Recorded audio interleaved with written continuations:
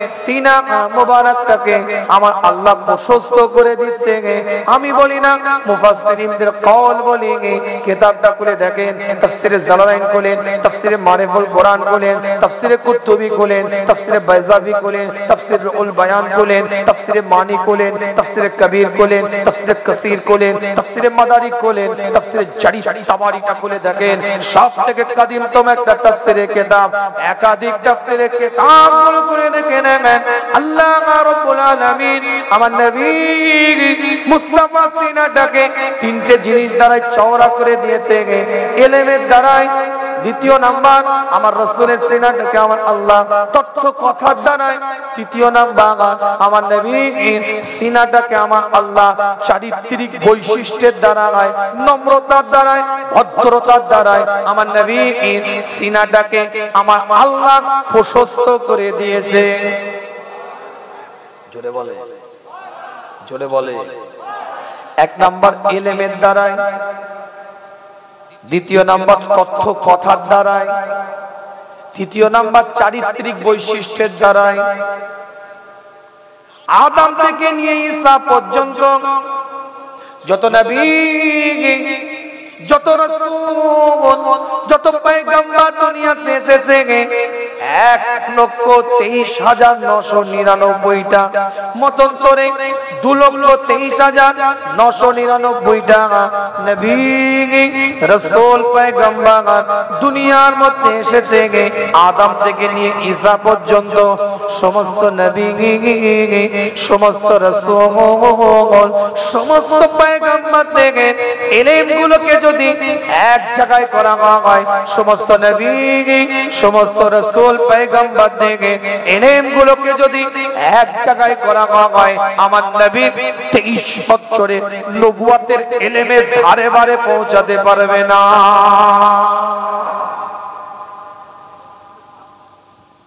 জোরে বলা যাবে না, চিৎকার দিয়ে বলা যাবে না।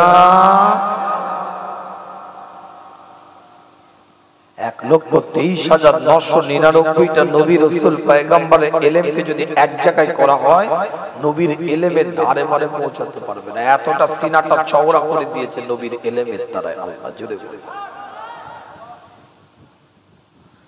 কিতাবটা খুলে দেখেন, দ্বিতীয় নাম্বার আমার নবী, নবী মুহাম্মদুর রাসূলুল্লাহ সাল্লাল্লাহু আলাইহি ওয়াসাল্লাম হুজুরের উপরে কোরআনের আয়াতটাকে আল্লাহ নাযিল করছেন। আলাম নাশরাহ লাকা সাদরাক, রাসূল নবী হুজুর আমার, আমি আল্লাহ আপনার সিনাটাকে তথ্য কথার দ্বারাই উন্মুক্ত করে দিলাম, চওড়া করে দিলাম, প্রশস্ত করে দিলাম। আল্লাহ নবী যেটা বলেছেন পৃথিবীর ইতিহাসে হাদিসের ভাষায় সেটাকে কওলি বলা হয়েছে, উসুলের হাদিসের নিয়মে মুস্তাফা যেটা জবান দিয়ে বলেছে উসুলের ভাষায়, উসুলের হাদিসের ভাষায় সেটা কওলি বলা হয়েছে। হুজুর যেটা করেছেন সেটা উসুলের হাদিসের ভাষায় ফি'লি বলা হয়েছে। আমার নবী সামনে করা হয়েছে। হুজুর নিষেধ করেন না, আদেশও করেন না, সেটাকে উসুলে হাদিসের ভাষায় তাকরীরি বলা হয়েছে। আল্লাহ নবী, আল্লাহ রাসূল আজ থেকে 1450 বছর আগে, 1500 বছর আগে তথ্য দিয়ে দিয়েছে। কিতাবটা করে দেখেন, সূর্য স্থির না, সূর্য পৃথিবীর চতুর্দিকে ঘুরে, এটা আমার রাসূল তথ্য দিয়েছে। পৃথিবী স্থির আছে, বৈজ্ঞানিকরা গবেষণা করেছিল না পৃথিবী ঘুরে, সূর্য স্থির আছে। কিন্তু আধুনিক বৈজ্ঞানিকদের গবেষণাও প্রমাণ করেছে, ভূগোল আধুনিক বৈজ্ঞানিকরা গবেষণা করে বলছে সূর্য ঘুরে, পৃথিবী স্থির থাকে। আমার নবী 1500 বছর আগেকার তথ্য নির্ভূগোল আজও পর্যন্ত স্থির দাঁড়িয়ে আছে।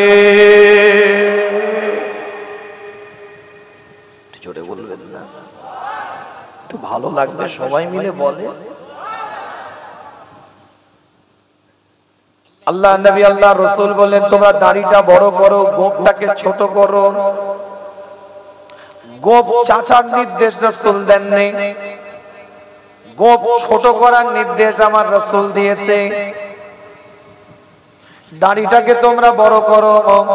রাসূল দাড়িটা রেখেছে উম্মতে মুহাম্মাদীর জন্য দাড়ি রাখাটা সুন্নাত হয়ে গিয়েছে।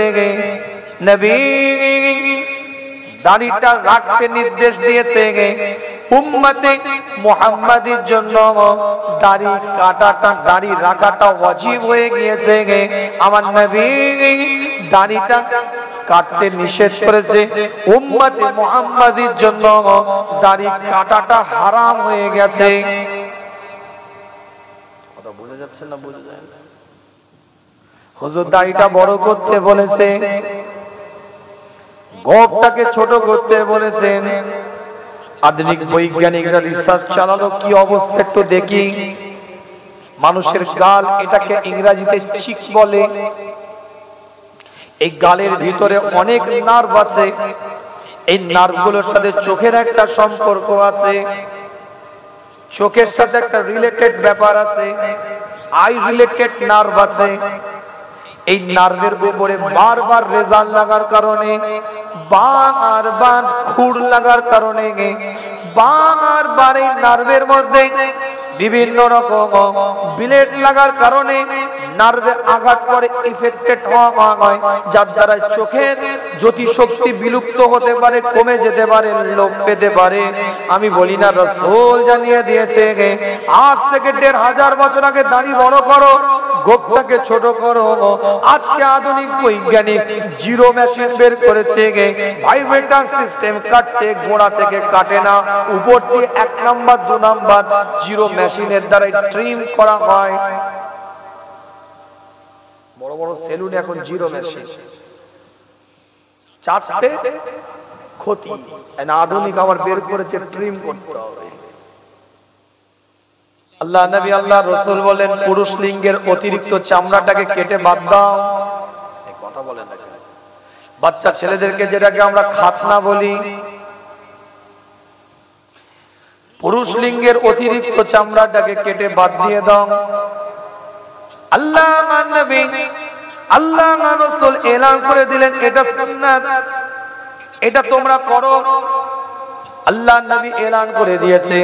আধুনিক বৈজ্ঞানিকরা গবেষণা করে প্রমাণ করছে পুরুষ লিঙ্গের অতিরিক্ত চামড়াটা কেন কেটে বাদ দিতে হয়। এর কারণ হচ্ছে অতিরিক্ত কিছু পেশাব ওই লিঙ্গের অতিরিক্ত চামড়ায় এসে জমা থাকে দীর্ঘদিন। ওই চামড়াতে ইউরিনটা স্থায়ী থাকার কারণে, ইউরিনটা থাকার কারণে, পেশাবটা থাকার কারণে লিঙ্গে ক্যান্সারে রূপান্তরিত হতে পারে। তাই পুরুষ লিঙ্গের অতিরিক্ত চামড়াটা কেটে বাদ দিয়ে দেওয়াটাই ভালো। আধুনিক বৈজ্ঞানিকদের গবেষণা বললাম। এই তথ্য কথা বলছি, তোরা আবার অন্য কিছু ফিট করে থাম্বাল করবি না। তোমাদেরকে নিয়ে চলা তো মুশকিল। কি ভাই, কথা ঠিক বলছি না? এদের খেদমত আছে, খেদমতকে স্যালুট করছি আমি, সম্মান দিচ্ছি। আগে ইউটিউবের মধ্যে খুললে গান পাওয়া যেত, বাজনা পাওয়া যেত, সিরিয়াল পাওয়া যেত, নাটক পাওয়া যেত। আজকে ইউটিউব খুললে গজল পাওয়া যায়, কেরাত পাওয়া যায়, তেলাওয়াত পাওয়া যায়, ওয়াজ নসিহত পাওয়া যায়। এটা ইনাদের খেদমত। এই খেদমতটাকে সম্মান দিচ্ছি আমি। দোয়া করি খেদমতটা সাদকায়ে জারিয়া হিসাবে আল্লাহ যেন কবুল করে। কিন্তু কলজের মধ্যে যদি নোংরামি থাকে, কিন্তু খবর খারাপ আছে। সাবস্ক্রাইব বাড়াবার জন্য, টিআরপি বাড়াবার জন্য, ভিউয়ার্স বাড়াবার জন্য থাম্বল দিবে শরিয়া বিরোধী, দিন বিরোধী, ইসলাম বিরোধী। কথা ঠিক না? এই পীরজাদার মুখ ফিট করে ওই পীরজাদার মুখ লাগিয়ে একটা কাটা বাঁশ দিয়ে দিবে, এটা ভাঁড় ফিট করে দুটো পীরজাদার মুখ লাগিয়ে দিবে। কথা ঠিক না? কিন্তু হয় এই পীরজাদা ওটা ওই পীরজাদার বিরুদ্ধে কিছু বলেই নেই, এমন আকর্ষণীয় থাম্বল দিয়েছে, সে মাসলার কথা বলেছে, উসুলের কথা বলেছে, নীতির কথা বলেছে। কারো ঘরে গিয়ে পড়ে গেছে। কারো মুখ যদি ফিট করে দাও তাহলে তো মুশকিল আছে। আমি জলসায় এগ্রিমেন্ট করে চুক্তি করে টাকা চাওয়ার পক্ষের লোক নয়। আমি মুজাদ্দিদে জামানের মাসলাকের মানুষ। স্পষ্ট আমি আমার অবস্থানটা ক্লিয়ার করছি। জলসায় চুক্তি করে, এগ্রিমেন্ট করে, কন্ট্রাক্ট করে এই জলসার পক্ষের মানুষ আমি নয়। চুক্তি ছাড়া, কন্ট্রাক্ট ছাড়া মুজাদ্দিদে জামানের মাসলাকের নীতি উসুলটাকে আমি সামনে রেখে কথা বলি। এখন এই কথাটা যদি বলি মেজরিটি পার্সেন্ট চুক্তির পক্ষে, মেজরিটি পার্সেন্ট চুক্তির পক্ষে, কন্ট্রাক্টের পক্ষে, এখন যদি তার মুখটা ফিট করে বলো ইনাকে বলছে, উদ্দেশ্যটা আমার কাউকে বলা নয়, উদ্দেশ্যটা আমার মাসলা বলা, উদ্দেশ্যটা হচ্ছে আমার নীতি বলা, উসুল বলা। এটা ঠিক, এটা বলার অধিকার আমার আছে। কে বেঠিকে আছে সে পড়বে কি পড়বে না সেটা তার ব্যাপার। কি কথা ঠিক বলছি না? কিন্তু এবার যদি তোমরা সেটাকে ফিট করে লাগিয়ে দাও তাহলে তো মানুষ মনে করবে ইনাকেই টার্গেট করে ইনি বলছে, যেটা হচ্ছে। তোমাদের কথা বলছি না, তোমাদের নাম করলাম তো আগে, কিন্তু কিছু ব্যতিক্রমী তো আছে। মডেলারের ছবি পাশে লাগিয়ে কানে হাত দিয়ে বক্তা দম মারছে, নোংরা পোশাক পরে আছে, সেই পোশাকের ছবি পাশে লাগিয়ে বক্তা এভাবে আঙুল দিয়ে আছে। এই কথা বলো, কথা ঠিক বলছে? এটা তো আসমান থেকে কেউ এসে করে না, চাঁদ থেকেও কেউ এসে রকেটে করে নেবে করে না, আর মঙ্গল গ্রহের কোনো অধিবাসী করে না। তোমাদের মতন জার্সি ধরা ইসলামওয়ালা ইউটিউবাররাই করে। যেমন তোমাদের খেদমত আছে, যে খেদমতটাকে গুরুত্ব দিচ্ছি, যে খেদমতটাকে নাম করছি, সুনাম করছি, ঠিক উল্টো দিকে তোমাদের এক শ্রেণী তোমাদের মধ্যে থেকে যাদের দ্বারা তোমাদের ইউটিউব জগতের বদনাম হচ্ছে। আর এটা কাবিরা গুনাহ, ছোটখাটো গুনাহ নয়, এটা কাবিরা গুনাহ। নিজের টিআরপি বাড়াবার জন্য, ভিউয়ার্স বাড়াবার জন্য, সাবস্ক্রাইব বাড়াবার জন্য তোমার একটা ভিডিও সমাজের মধ্যে ভাইরাল করবে। এই ভাইরালের উদ্দেশ্যে তুমি থাম্বনেলটা এমন ভাবে তৈরি করলে যেটা মানুষকে ধোঁকা দিচ্ছ, এটা ধোঁকার গুনাহ হবে। আসলে আদৌ ওই ধরনের কিছু বক্তব্য সেখানে নাই, কিন্তু তুমি ধোঁকা দিচ্ছ। উদ্দেশ্য তোমার নিজের টিআরপি, নিজের সাবস্ক্রাইব, নিজের ভিউয়ার্স বাড়ানো। এই যে মানুষকে ধোঁকা দেওয়া হচ্ছে, আদৌ কেউ কারোর পক্ষে বলে না, কেউ কারো বিপক্ষেও বলে না, কিন্তু তোমার দেওয়ার অনুযায়ী মানুষ পক্ষ বিপক্ষের মধ্যে এসে যাচ্ছে। এর জন্য দায়ী হবে আল্লাহ তাআলা। ভুল যদি কথা বলি, এখানে অনেক আলেম ওলামাও তোমরা আছো ইউটিউবের মধ্যে, আমার ধরিয়ে দাও ভুলটা। আল্লাহ পাক সকলকে কবুল করেন, সকলে বলেন আমিন। তাই তোমাদের অনুরোধ, আমার বক্তব্য আমার মুখ দিয়ে ছাড়বে, আমার ছবি দিয়ে ছাড়বে, আমার ভিডিও আমার মতন ছাড়বে। কোন পীরজাদার কল্লা কেটেও বসাতে হবে না, আর কোন মুলি সাহেবের ঠ্যাং কেটেও বসাতে হবে না। কথা বুঝাতে পেরেছি? কেউ কাউকে ছাড়তেও আসে না, কেউ কাউকে তুলতেও আসে না। কারো দালালি করতে আমি এখানে আসিনি। দালালি যদি করতে হয় কেবলমাত্র আল্লাহ আল্লাহ রাসূলের করে যাব ইনশাআল্লাহ। এক একটা তথ্য দিচ্ছি, শুনো। আল্লাহ পাক সকলকে কবুল করেন, সকলে বলেন আমিন। আল্লাহ নবী মুহাম্মদুর রাসূলুল্লাহ সাল্লাল্লাহু আলাইহি ওয়াসাল্লাম সাহাবায়ে মুজুদের সাথে আলোচনা করতে থাকে, সাহাবায়ে মুজুদের সাথে কথাবার্তা বলতে থাকে। নবী মুহাম্মদুর রাসূলুল্লাহ সাল্লাল্লাহু আলাইহি ওয়াসাল্লামের উপরে আমার মাওলা পরওয়ারদিগার এক একটা কোরআনের আয়াতকে নাযিল করতে থাকে। আমি বলি না, কোরআন জানিয়ে দেখায়, পরিষ্কার করে আমার আল্লাহ পাক এলান করে জানিয়ে দিচ্ছে। আমার মাওলা আমার পরওয়ারদিগার এলান করে জানিয়ে দেখায়। আমার আল্লাহ আমার নবীর শান এলান করে জানিয়ে দিচ্ছে, নবী রাসূল আমি আল্লাহ আপনার সিনাটাকে চওড়া করে দিলাম তথ্য দ্বারা। আপনি ১৫০০ বছর আগে যেটা বলে যাবে কিয়ামত পর্যন্ত সেই জায়গায় স্থির অবস্থায় থাকবে।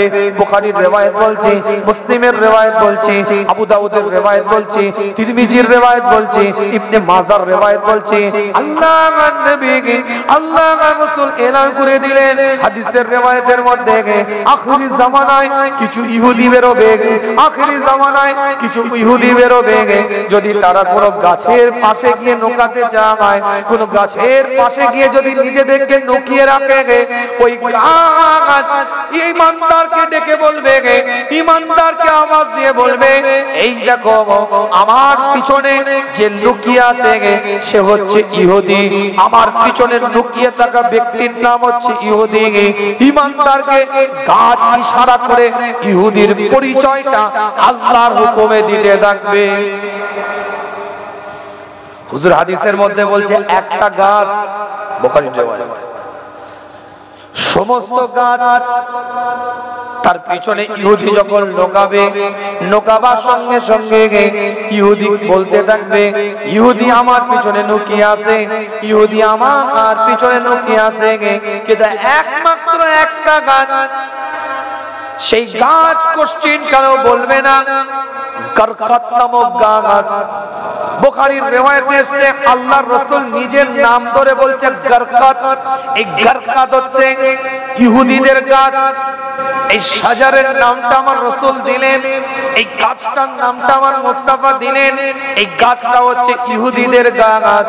এই গাছ কোশ্চিন কালেও ইহুদিদের পরিচয় প্রকাশ করবে না। একমাত্র গরকাত নামক গাছটা ইহুদিদেরকে নোকাতে সহযোগিতা করবে। আজ ইসরায়েলে চলে যান, ১৫০০ বছর আগে রাসূল বলেছে ইহুদিদের একটা গাছ গরকাত। এই গরকাত নামক গাছটা ইহুদিদেরকে আশ্রয় নিতে নোকাতে সহযোগিতা করবে।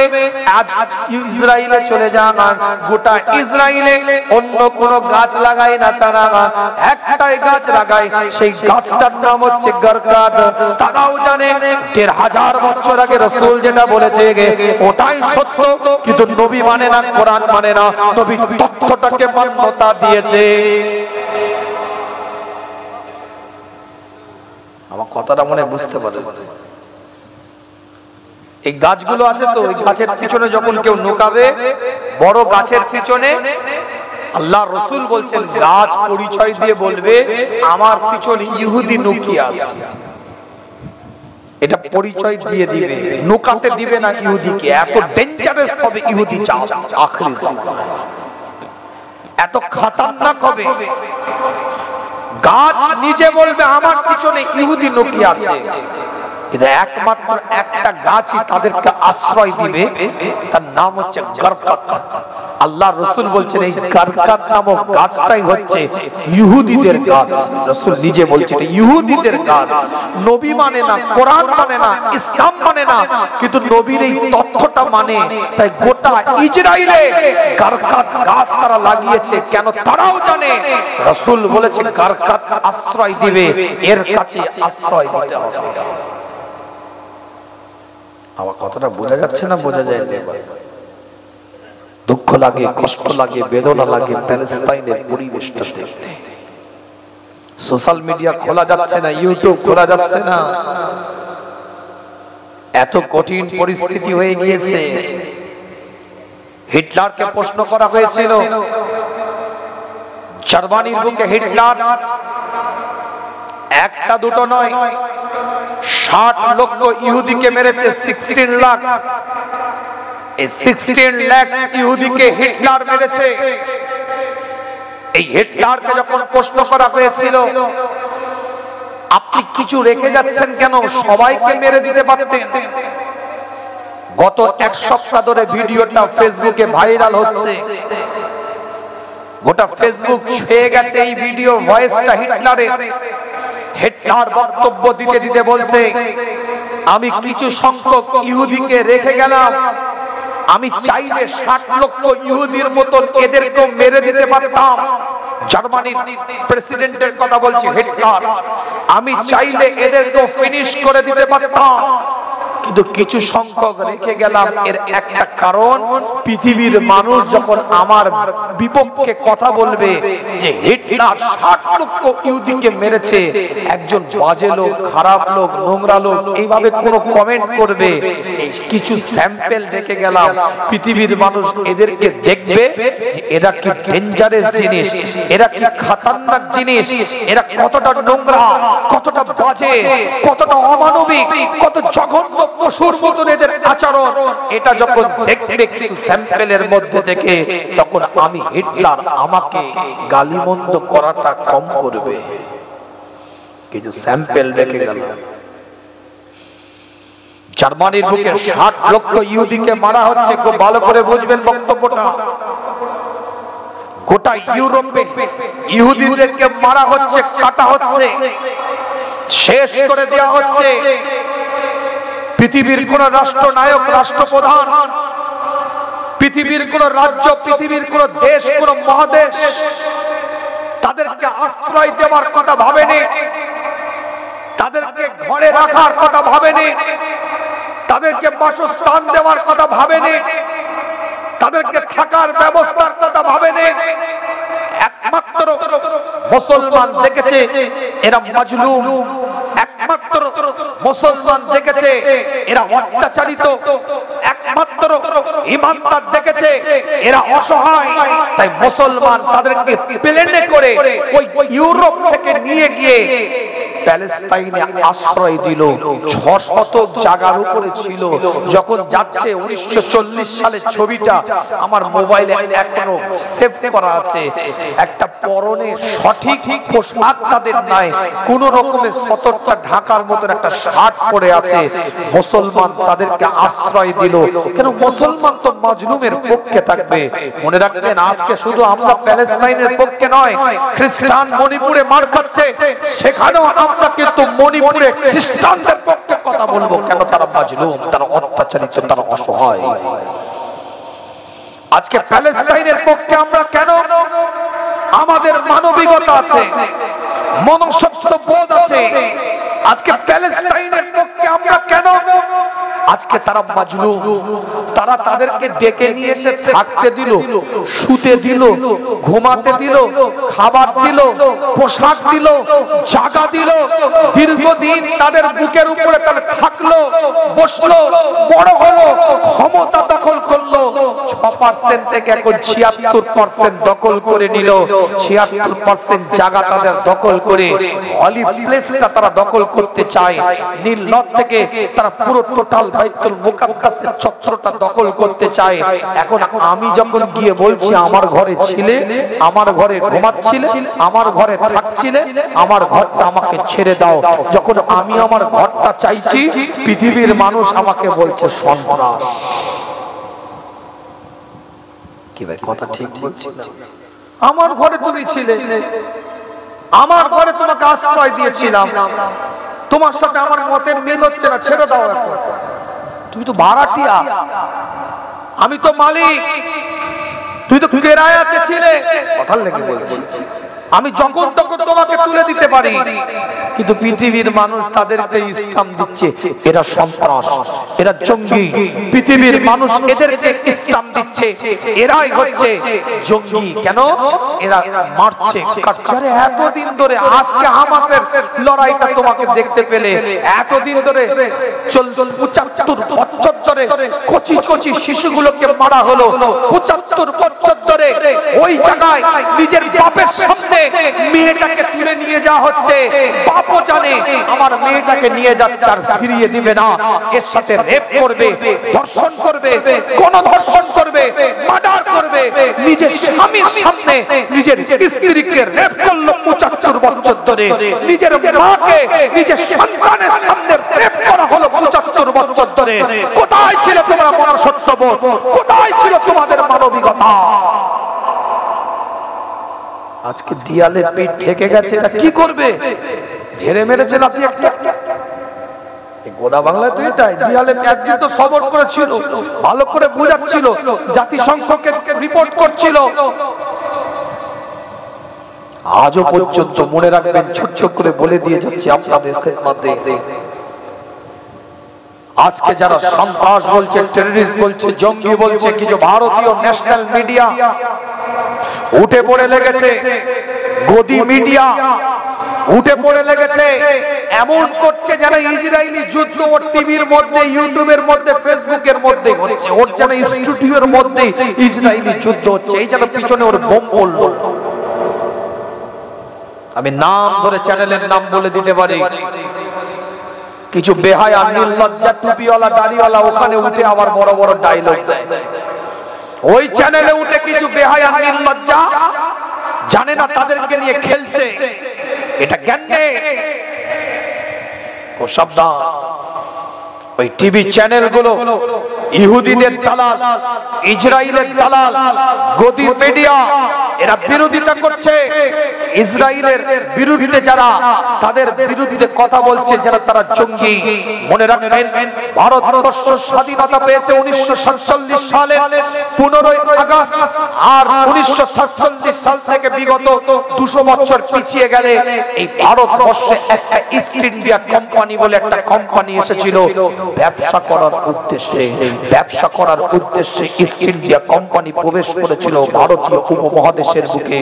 এই ভারতীয় উপমহাদেশের মানুষগুলোকে পরাধীনতার জীবন দিয়েছে, গণতন্ত্র কেড়ে নিয়েছে, স্বাধীন জীবন থেকে বের করে নিয়ে এসে পরাধীনতার একটা শেকল পরিয়ে দিয়েছে। এর নাম ব্রিটিশ শাসক সরকার।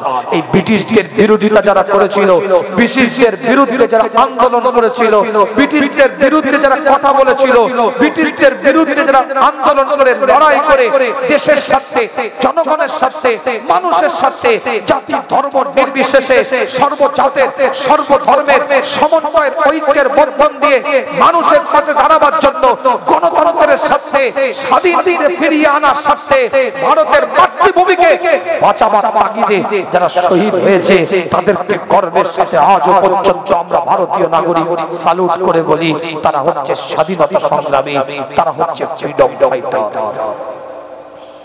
1952 সাল থেকে 1952 সাল থেকে 1971 সাল পর্যন্ত পূর্ব পাকিস্তানে একটা আন্দোলন হয়েছিল। সেই আন্দোলনটার নাম হচ্ছে ভাষা আন্দোলন। তাদের দাবি ছিল বাংলা ভাষাকে রাষ্ট্রীয়ভাবে স্বীকৃতি দিতে হবে। 1952 সাল থেকে 1971 সাল পর্যন্ত পূর্ব পাকিস্তানের আন্দোলন করে বাংলাদেশকে স্বাধীনতা দিয়েছিল ভাষার ভিত্তিতে, ভাষা আন্দোলনের ভিত্তিতে। আজকে বাংলাদেশের বুকে যারা ওই তাদের দেশের স্বাধীনতার জন্য লড়াই করেছে, স্বাধীনতার জন্য লড়াই করে জীবন দিয়েছে, তাদেরকে মুক্তিযোদ্ধা বাহিনী বলা হয়। মনে রাখবেন ভারতের হয়ে ব্রিটিশদের বিরুদ্ধে যারা লড়াই করেছে তাদেরকে ফ্রিডম ফাইটার বলা হয়। দেশের সাথে, জনগণের সাথে, মানুষের সাথে গণতন্ত্রকে ফিরিয়ে আনার জন্য, স্বাধীনতাকে ফিরিয়ে আনার জন্য যারা জান দিয়েছে, রক্ত দিয়েছে, ব্লাড দিয়েছে, তাদেরকে স্বাধীনতা সংগ্রামী, ফ্রিডম ফাইটার, তাদেরকে মুক্তিযোদ্ধা বলা হয়। সেই দেশের মনে রাখবেন আজকে ওই জায়গায় প্যালেস্তাইনের পক্ষে যারা কথা বলছে তারা জঙ্গি নয়, প্যালেস্তাইনের হয়ে যারা লড়াই করছে তারা টেররিস্ট নয়, প্যালেস্তাইনের হয়ে যারা কথা বলছে তারা কোনো সন্ত্রাস নয়, তারা তাদের দেশের স্বাধীনতা সংগ্রামী, তারা তাদের দেশের আপনার ফ্রিডম ফাইটার, তারা তাদের দেশের মুক্তিযোদ্ধা বাহিনী, তারা তাদের দেশের ভূমি রক্ষার্থে, ভূমি রক্ষার তাগিদে তারা তাদের জান দিচ্ছে, রক্ত দিচ্ছে, ব্লাড দিচ্ছে, বাচ্চাগুলো নিজের সামনে মারা যাচ্ছে। তারা তাদের দেশ দাবি করবে না। আর আমাদের দায়িত্ব কি? আমাদের দায়িত্ব মাজলুম তারা তাদের পাশে দাঁড়ানো। ব্যাখ্যা ভুল নেবেন না। আমাদের দায়িত্ব কি? অসহায় তারা, অত্যাচারিত তারা, যেমন মণিপুরে মেরেছে, কেটেছে, খ্রিস্টান হতে পারে, আমাদের ঈমান মণিপুরের খ্রিস্টানদের পক্ষে কথা বলে। কথা ঠিক বলছি না? একটা দলিল দিচ্ছি, কি বলবো আর। 57টা মুসলিম দেশ, 57টা মুসলিম দেশ কুলু পেটে বসে আছে দেখছে। বিশেষ করে সৌদি আরব এই বেহায়া নির্লজ্জা কাবার ইমামকে দিয়ে দোয়া করাচ্ছে কাবার সামনে বাদশা।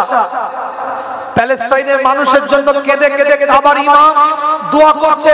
পৃথিবীর মানুষ মনে করছে সৌদি মনে হয় প্যালেস্তাইনের পক্ষে আছে।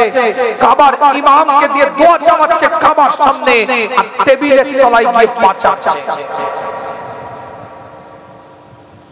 আপনি বলছেন কিটকাট খাবো না, ওটা ইসরায়েলি প্রোডাক্ট, ভালো ভালো।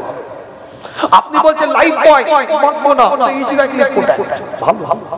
আপনি বলছেন সানলাইট কাপড় ধোবো না, ওটা ইসরায়েলি প্রোডাক্ট। কোকোলা লিমকা খাবো না, সফট ড্রিঙ্কস খাবো না, ওটা ইসরায়েলি প্রোডাক্ট, ভালো। কি হবে? কটা খাওয়া বন্ধ করবে না? 57টা মুসলিম দেশ যদি বলতো, আমি আপনার কাজটাকে ভুল বলছি না, অবশ্যই আপনি যেটা করছেন এটা ঈমানি তাগিদ আপনার করেন, কিন্তু 57টা মুসলিম দেশ যদি বলতো আমরা কোন জিনিস তোদেরকে দেব না, আর তোদের কোন জিনিস আমদানি রপ্তানি হবে না, এক্সপোর্ট ইম্পোর্ট করব না, আমরাও দেব না, তোদেরও দেব না। ৭৭টা মুসলিম দেশ যদি একভাবে কথা বলতো, আজকে ইসরায়েলের শেয়ার বাজারে ধসতাম। সৌদি আরবে এই বাদশার পরিবার ৩২,০০০, ১৭টা দল, ১৫,০০০ থেকে ২০,০০০ শুধু ইহুদি নারী আছে সেবা করার জন্য। ঘর মুছে না তারা, টেবিল মুছে না, থালা বাসন ধুয়ে দেয় না, আর কত খুলে বলবো, বুঝতেই পারছেন সেবাটা কি করে। বর্তমান সৌদির যে প্রিন্স মুহাম্মদ বিন সালমান, এর মা হচ্ছে ইহুদি। স্পষ্ট কথাগুলো বলে দিয়ে যাচ্ছে আপনাদেরকে। এদের টুপি আছে, দাড়ি আছে, জুব্বা আছে, পাগড়ি আছে, আজকান আছে। কিছু মুসলিম দেশ যারা শাসন করছে বর্তমানে, আমেরিকার বাজেটে আমেরিকাকে তেল মেরে, আমেরিকাকে মাথায় তুলে, আমেরিকার জুতোর ধুলো গালে নিয়ে যারা আজকে পৃথিবীতে মুসলিম বলে পরিচয় দিয়েছে, শাসনের উচ্চ স্থানে আছে, শাসন ক্ষমতা চালাচ্ছে, এই সমস্ত কিছু মুসলিম দেশ, বিশেষ করে সৌদি আরবের বাদশা, এদের টুপি আছে, দাড়ি আছে, পাগড়ি আছে, আজকান আছে, আল-কাল্লা আছে, রুকু আছে, সিজদা আছে, এদের ইবাদত আছে, তাসবিহ আছে, নামাজ আছে, হজ আছে। কিন্তু আমি বলে যাচ্ছি এদের ঈমান নাই, এদের ঈমান নাই, এদের ঈমান নাই। এরা হচ্ছে আব্দুল্লাহ ইবনে উবাই, এরা হচ্ছে আব্দুল্লাহ ইবনে সুলুল, যারা নবীর পিছনে কাতারে দাঁড়িয়ে নামাজও পড়তো, নবীর সাথে মুনাফিকি করতো। আজকে আলোচনা বুঝে জীবনের নীতিমালা তৈরি করেন, উসুল তৈরি করেন, নাটক করার যুগ নেই, অভিনয় করার যুগ নেই। যদি নীতিমালা না তৈরি করতে পারেন, সব বেকার হয়ে যায়, সব এলোমেলো হয়ে যায়। আল্লাহ পাক সকলকে সহি বুঝদান করেন, সকলে বলে আমিন। আল্লাহ পাক সকলকে নিয়ামতের দ্বারা পরিপূর্ণ করে মর্যাদা ওয়ালা মারতাবা ওয়ালা বানিয়ে দেন, সকলে বলে আমিন। নবীর তথ্যগুলো ভুল যাবে না। আলাম নাশরাহ লাকা সাদরাক, নবী আপনার সিনাকে আমি আল্লাহ তথ্য কথা ধারাই চওড়া করে দিলাম। জোরে জোরে বলে আল্লাহ নবী আল্লাহ রাসূল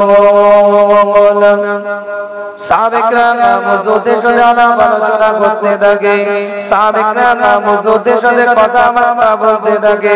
নবী মুহাম্মদুর রাসূলুল্লাহ সাল্লাল্লাহু আলাইহি ওয়াসাল্লামের উপরে এক একটা কোরআনের আয়াত আল্লাহ পাক নাযিল করতে থাকে, এক একটা ইবারত আল্লাহ পাক নাযিল করতে থাকে। বানোয়াটি আলোচনা আপনাদের খিদমতে নয়, বানোয়াটি কথা আপনাদের খিদমতে নয়, জলিল কেন্দ্রিক দুটো কথা বলে যায়। নবী সিনাটাকে আল্লাহ চওড়া করছে চারিত্রিক বৈশিষ্ট্যের দ্বারা। আমি বলি না, কোরআন জানিয়ে দেয় ইন্নাকা লাআলা খুলুকিন আযীম। নবী আমি আল্লাহ আপনার আখলাকটাকে আলা মাকাম দান করে দিলাম। জোরে বলে তো সবাই মিলে বলেন না রে। 1 ঘন্টার উপরে আলোচনা হয়ে গেল, বুকে হাত দিয়ে বলেন আমাকে দেখি কি মনে হয়েছে আমি ফাঁকি মেরেছি? আপনারা ফাঁকি মারছেন কেন? ড্রাইভার গাড়ি চালায়, হেল্পারের দরকার আছে না? না, হেল্পার তো গাড়ি চালায় না, কিন্তু ড্রাইভারের সহযোগিতা করে। বক্তা বক্তৃতা দেয়, শ্রোতার দরকার আছে না? না, শ্রোতা তো বক্তৃতা দিবে না, কিন্তু বক্তাকে সহযোগিতা করবে। একটু পাশে দাঁড়ান আমার, এই তো অবস্থা। পাশে না দাঁড়ালে ভালো আসবে কি করে? বুখারী শরীফের riwayat বলি, আল্লাহ নবী মুহাম্মদুর রাসূলুল্লাহ সাল্লাল্লাহু আলাইহি ওয়াসাল্লাম সাহাবায়ে হুজুরকে নিয়ে দাঁড়িয়ে আছে, জান্নাতুল বাকির মধ্যে হুজুর দাঁড়িয়ে আছে। আল্লাহ নবী আল্লাহর রাসূলের শরীর মোবারকটার মধ্যে একটা চাদর হুজুরের জড়ানো আছে। কিতাবের riwayat-এর মধ্যে পাওয়া যায় আল্লাহর নবী আল্লাহর রাসূলের চাদরের চতুর্দিকে ডিজাইন করা আছে। এই ডিজাইনটা গলার উপর দিয়ে জড়ানো আছে। পিছন দিক থেকে একজন ইহুদি এসে আল্লাহর নবী আল্লাহর রাসূলের চাদরটাকে পিছন দিক থেকে টেনে ধরে। সেই ইহুদি আল্লাহর নবী মুহাম্মদুর রাসূলুল্লাহ সাল্লাল্লাহু আলাইহি ওয়াসাল্লামের চাদরের আঘাতে চাদরের ডিজাইনের ওই খরখরে অমসৃণ ওই ডিজাইনের আঘাতে নবী গলার কাছটা রক্তের মতো লাল হয়ে যায়। হযরত ওমর দূর থেকে দৌড়ে আসে, হুজুর কে কে হিমাকাত দিল, আপনার চাদরটা ধরে টানলো কেন হুজুর? হযরত ওমর রেগে যান, তুমি নবীর চাদরটা কেন ধরে টানলে? রাসূলের চাদরটাতে তুমি কেন স্পর্শ করলে? আল্লাহর নবী আল্লাহর রাসূল হযরত ওমরকে ঠান্ডা করে। বুখারীর riwayat-এর মধ্যে পাওয়া যায় একটা মাছ যেমন মুহাদ্দিসিন ইকরামরা বলছেন একটা মাছকে যেমন পানি থেকে আড়াই তুললে যেমন সে জোরে জোরে শ্বাস প্রশ্বাস নেয়, হযরত ওমর রাগান্বিত অবস্থায় ওই রকম জোরে জোরে শ্বাস প্রশ্বাস নিচ্ছে। রাসূল হযরত ওমরকে ঠান্ডা করলেন, ওমর তুমি রেগে যেও না, ওমর তুমি ঠান্ডা হও। আল্লাহর নবী ইহুদির দিকে তাকিয়ে বলে, কেন তুমি আমার চাদরটাকে টানলে? আল্লাহর নবী আল্লাহর রাসূলের দিকে লক্ষ্য করে ইহুদি বলতে থাকে, মুহাম্মদ তুমি কিছু আমাদের কাছ থেকে কিছু ঋণ তুমি নিয়েছিলে, ওই ঋণটা পরিশোধ করার দিন 3 দিন বাকি আছে। এটা মনে করার জন্য তোমার চাদরটা আমি পিছন দিক থেকে টেনেছি। হযরত রাসূল তোমার কাছ থেকে ঋণ নিয়েছে, ঋণ পরিশোধ করার নির্ধারিত সময় এখনো বাকি আছে, তারপরেও তুমি চাদরটা টাইলে এত জোরে কেন টাইলে? এখনো কোনো তোর ঋণ পরিশোধ করার দিনটা অতিক্রম করে না।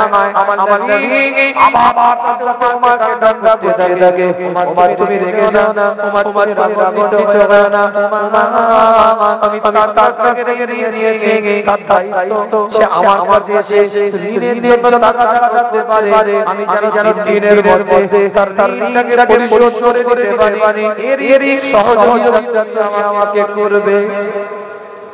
জোরে বলে, সকলে মিলে বলে, জবান বন্ধ না হলে বলে, কিরে ভাই আওয়াজ নেই, কোথায় গেল? কে কে আল্লাহ আওয়াজ দিবেন? একটু হাত তুলে দেখান তো দেখি দেখি।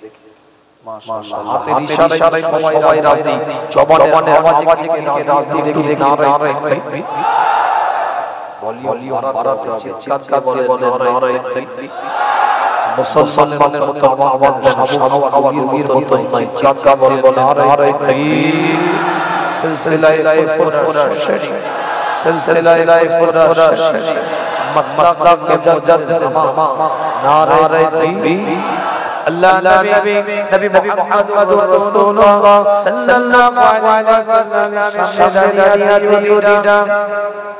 হুজুরের দিকে লক্ষ্য করে হুজুরের দিকে তাকিয়ে চিৎকার দিয়ে বলতে থাকে, হুজুর আমি তাওরাত পড়েছি, আমি ইনজিল পড়েছি, জবর পড়েছি, আসমানি সমস্ত কিতাবকে পড়েছি। এই কিতাবে আমাদের আখিরি জামানার নবী বৈশিষ্ট্যের কথা বলা হয়েছে, শেষ জামানার রাসূলের খুসুসিয়াতের কথা বলা হয়েছে। হুজুর সেই জায়গায় বলা হয়েছে আখিরি জামানার যে নবী হবে তারা রাখবে না, নম্র হবে, ভদ্র হবে, আচার ব্যবহার সুন্দর হবে। আল্লাহ নবী আল্লাহর রাসূলের সাহাবা হযরত উমর হুজুরের কাছে আছে, ইহুদিরা বলতে থাকে, হুজুর আজকে আপনার যাবে উমর পেলাম, আপনি হচ্ছে আখিরি জামানার নবী, শেষ জামানার নবী, খাতামান নবী, আপনি আমাকে ঈমানের কালিমাটা পড়িয়ে দেন। শুধু আমাকে নয়, আমার গোটা পরিবারকে ঈমানের কালিমাটা পড়িয়ে দেন। আমার গোটা পরিবারকে নয়, হুজুর গোটা কওমকে আমার ঈমানের কালিমা পড়িয়ে আপনি মুসলমান করে দেন।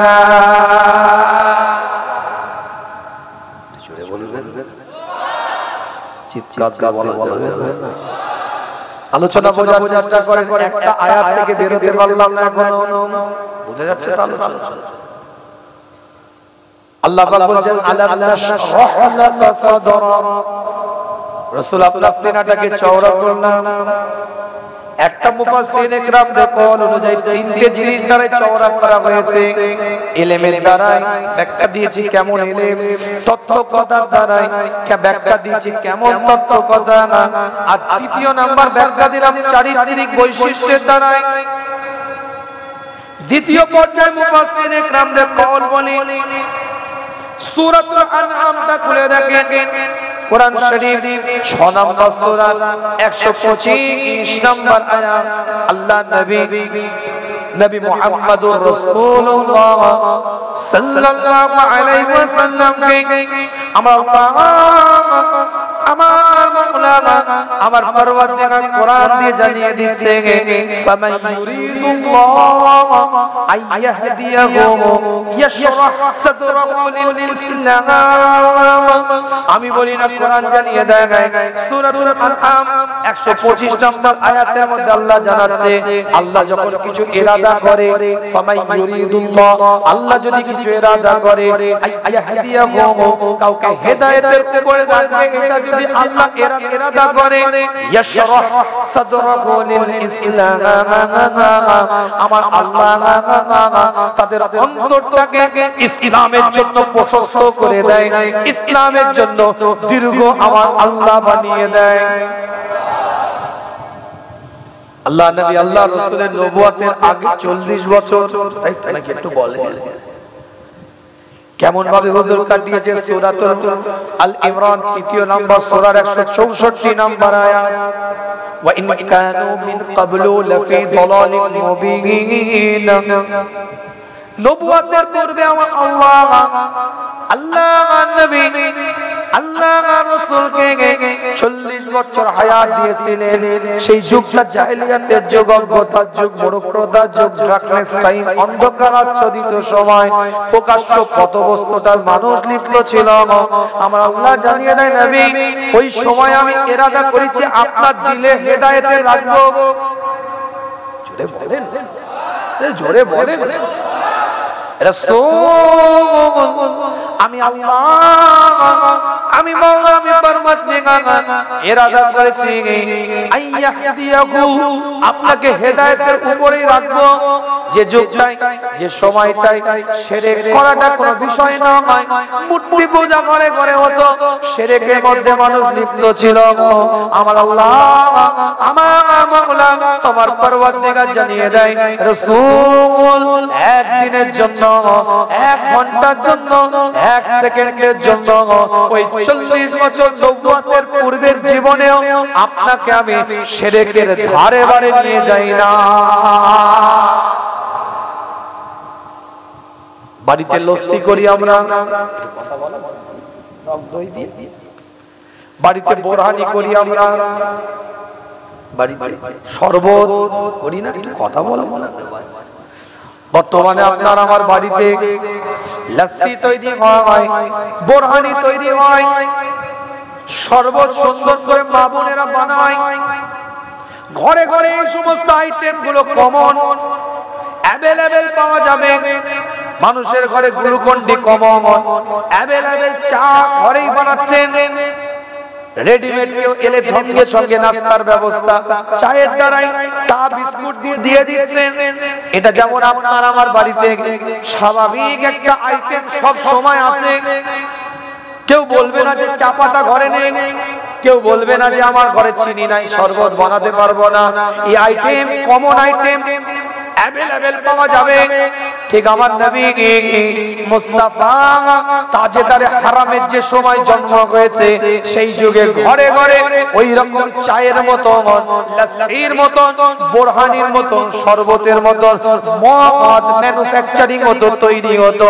মানুষ পানি কম খেত, মদের বোতল হাতে বেশি থাকতো। মানুষ পানি কম খেত, মদের পাত্র হাতে বেশি থাকতো। আল্লাহ নবী নবী মুহাম্মদুর রাসূলুল্লাহ সাল্লাল্লাহু আলাইহি ওয়াসাল্লামকে আমার আল্লাহ আমার মাওলা আমার পরওয়ারদিগার জানিয়ে জানিয়ে দেয় ইয়াসরাহ সাদরহু লিল ইসলাম, নবী আপনার অন্তরটাকে ইসলামের জন্য উন্মুক্ত করে দিলাম।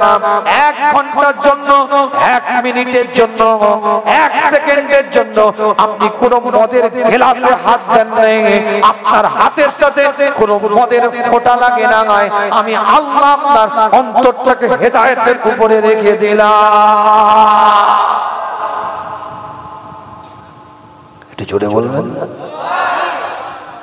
দ্বিতীয় নাম্বার আয়াতে আল্লাহ বলছেন ওয়া ওয়াদা'না আনকা বিযরাক আল্লাযী আনকাদা যাহরাক। তৃতীয় নাম্বার নবী আপনি আল্লাহ আপনার বোঝাটাকে হালকা করে দিলাম। জোরে বলে কি বোঝা আমার রাসূলের উপরে ছিল যে আল্লাহ হালকা করলেন? রাসূল আমি আল্লাহ, আমি মাওলা, আমি পরওয়ারদিগার আপনার উপর থেকে বোঝা হালকা করে দিলাম। 1 নাম্বার বোঝা না আপনার অনুশোচনা হতে পারে, আপনি চিন্তা করতে পারেন 40 বছর জীবন আপনি কাটিয়েছেন, কিন্তু ঠিক মতন হয়তো আপনি মনে করতে পারেন আল্লাহ তো ইবাদত করা হয়নি, বন্দেগী করা হয়নি, উপাসনা করা হয়নি। কিন্তু নবী আমি আল্লাহ এলান করে দিলাম 23 বছরের নবুয়তের জীবন, 23 বছরের নবুয়তের জীবন আপনি যেটা পেয়েছেন, এই নবুয়তের জীবনের মধ্যে নবী রাসূল আপনি 23 বছরে যা কিছু ইবাদত করেছেন, যা কিছু আপনি বান্দেগী করেছেন, এই 23 বছরের নবুয়তের জীবনের মধ্যে সমস্ত ইবাদতগুলোকে আমি আল্লাহ, আমি মাওলা খুশি হয়ে গিয়েছি। দুনিয়া সৃষ্টি থেকে নিয়ে কিয়ামত পর্যন্ত আমি আল্লাহ যদি কাউকে হায়াত দিতাম আর সে 24 ঘন্টা যদি আমি আল্লাহ আমার দরবারে সিজদার মধ্যে পড়ে থাকতো, ওই 24 বছরের 1 সেকেন্ডের যে ইবাদত আপনার, সেই ইবাদতের ধারে বারে পৌঁছাতে পারতো না। জোরে বলবেন কি হলো? ঠিক আছে, তার ঘটনা 40 বছর ইবাদতের মধ্যে আপনার অনুশোচনা বোধ হতে পারে, কিন্তু 23 বছরে আপনি যা করেছেন আমি আল্লাহ এতে খুশি। ওয়াদা'না আনকা বিযরাক রাসূল নবী আমি আল্লাহ এলান করে দিই বান্দা গুনাহ করবে, বান্দা খাতা করবে, বান্দা বাজে কাজ করবে, বান্দা খারাপ কাজ থেকে আবার ফিরে আসবে, আমি আল্লাহ আমার দরবারে তওবা করবে, ইস্তেগফার করবে, আমি আল্লাহ আমার দরবারে ফিরে আসবে। এক একটা বান্দাকে, এক একটা ব্যক্তিকে আমি আল্লাহ, আমি মাওলা, আমি পরওয়ারদিগার কবুল করে নেব। বান্দা গুনাহ করার পরে, খাতা করার পরে, বাজে কাজ করার পরে, নোংরা কাজ করার পরে আমি আল্লাহ আমার দরবারে যখন ফিরে আসবে, আমি আল্লাহ তাদের গুনাহগুলোকে মাফ করে দেব, ক্ষমা করে দেব। তাহলে গুনাহ করবে আবার ফিরে আসবে, এই গুনাহ করা ফিরে আসা এই যে একটা বিষয় দাঁড়িয়ে আছে, রাসূল আমি আল্লাহ আপনার বোঝাটাকে হালকা করে দিলাম। ওয়া ওয়াদা'না আনকা বিযরাক আল্লাযী আনকাদা যাহরাক। নবী আপনার গুনার অ্যাকাউন্ট বলে কিছু না নাই, আপনার আগেও কোনো গুনাহ নাই, পরেও কোনো গুনাহ নাই। আমি আল্লাহ আপনাকে মাসুম করে দুনিয়াতে পাঠিয়েছি।